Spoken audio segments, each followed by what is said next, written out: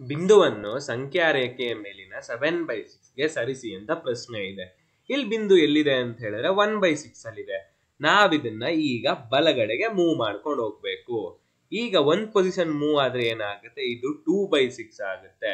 ಮತ್ತೆ ನೆಕ್ಸ್ಟ್ ಇದು ಮೂವ್ ಆದಾಗ ಈ ಪೊಸಿಷನ್ 3/6, ನೆಕ್ಸ್ಟ್ ಮೂವ್ ಆದಾಗ ಇದು 4/6 ಆಗುತ್ತೆ.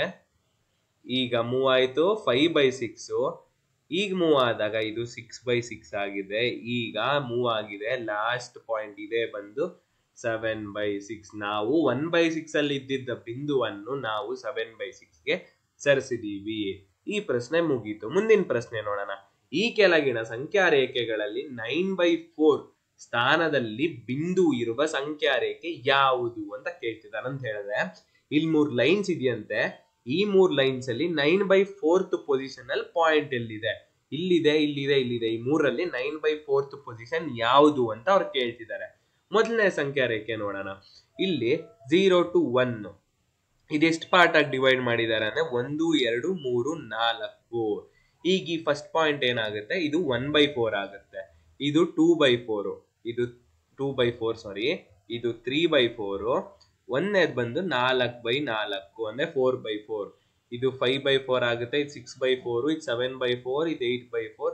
ಇಲ್ಲಿ ನಮ್ಮ 9/4 ಅನ್ನೋದು ಬರ್ಬೇಕು. ನಮ್ಮ ಪಾಯಿಂಟ್ ಎಲ್ಲಿದೆ, 11, 12, 13 ನಲ್ಲಿದೆ. ಇದು ಆನ್ಸರ್ ಆಗುತ್ತಾ ಅಂತ ಹೇಳಿದ್ರೆ ಖಂಡಿತ ಇದು ಆನ್ಸರ್ ಆಗಲ್ಲ. ಯಾಕಂದ್ರೆ ಪಾಯಿಂಟೇ ಬೇರೆ ಕಡೆ ಇದೆ, ನಮ್ ಪೊಸಿಷನ್ ಇಲ್ಲಿದೆ. ಎರಡನೇ ಸಂಖ್ಯಾ ರೇಖೆಗೆ ಬರೋಣ. ಸಂಖ್ಯಾ ರೇಖೆ 2 ಇದೆಷ್ಟು ಡಿವೈಡ್ ಮಾಡಿದ್ದಾರೆ, 0 ಇಂದ 1 ಅಂತ ಹೇಳಿದ್ರೆ 1 2 3 4 5 6 ಸಲ ಡಿವೈಡ್ ಮಾಡಿದ್ದಾರೆ. ನೋಡೋಣ. ಫಸ್ಟ್ ಪೊಸಿಷನ್ ಏನಾಗುತ್ತೆ ಅಂತ ಹೇಳಿದ್ರೆ 1/6 ಅಂತ ಆಗುತ್ತೆ. ಇದು 2/6, ಇದು 3/6, ಇದು 4/6 ಆಗುತ್ತೆ, ಇದು 5/6 ಆಗುತ್ತೆ. ಒಂದನೇದು ಬಂದು 6/6, ಇದು 7/6, 8/6, 9/6 ಅಂತ ಆಗುತ್ತೆ. ನಮ್ ಪ್ರಶ್ನೆ ಏನು ಅಂತ ಹೇಳಿದ್ರೆ 9/4. ಅಯ್ಯೋ, ನ್ಯೂಮರೇಟರ್ 9 ಕರೆಕ್ಟ್ ಆಗಿದೆ, ಡಿನಾಮಿನೇಟರ್ ಅಲ್ಲಿ 6 ಅನ್ನೋದು ಬಂದ್ಬಿಟ್ಟಿದೆ.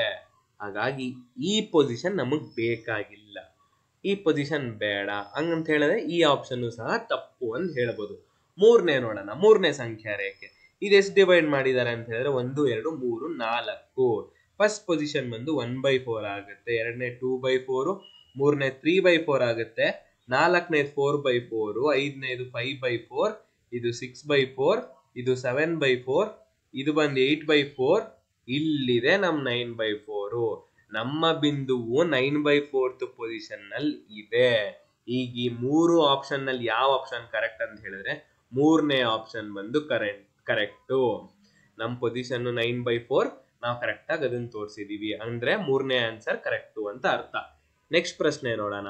ಸಂಖ್ಯಾ ರೇಖೆಯ ಎ ಬಿಂದುವಿನಲ್ಲಿ ಯಾವ ಭಿನ್ನ ರಾಶಿ ಇದೆ ಅಂತ ಕೇಳ್ತಿದ್ದಾರೆ. ಈ ರೇಖೆಯ ಎ ಪಾಯಿಂಟ್ ಅಂತೆ.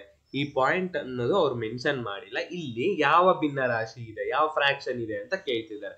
ಇದಕ್ಕೆ ನಾವೇನ್ ಮಾಡ್ಬೇಕಂತ ಹೇಳಿದ್ರೆ ಈ 0 ಇಂದ 1 ಒಳಗಡೆ ಎಷ್ಟು ಡಿವೈಡ್ ಆಗಿದೆ ಅಂತ ಫಸ್ಟ್ ನೋಡ್ಬೇಕು. ಎಷ್ಟು ಪಾರ್ಟ್ಸ್ ಆಗಿ ಡಿವೈಡ್ ಆಗಿದೆ, 1 2 3 4 5 6 ಪಾರ್ಟ್ ಆಗಿ ಡಿವೈಡ್ ಆಗಿದೆ ಅಂತ ಹೇಳಿದ್ರೆ ಈ ಪೊಸಿಷನ್ 1/6 ಆಗುತ್ತೆ.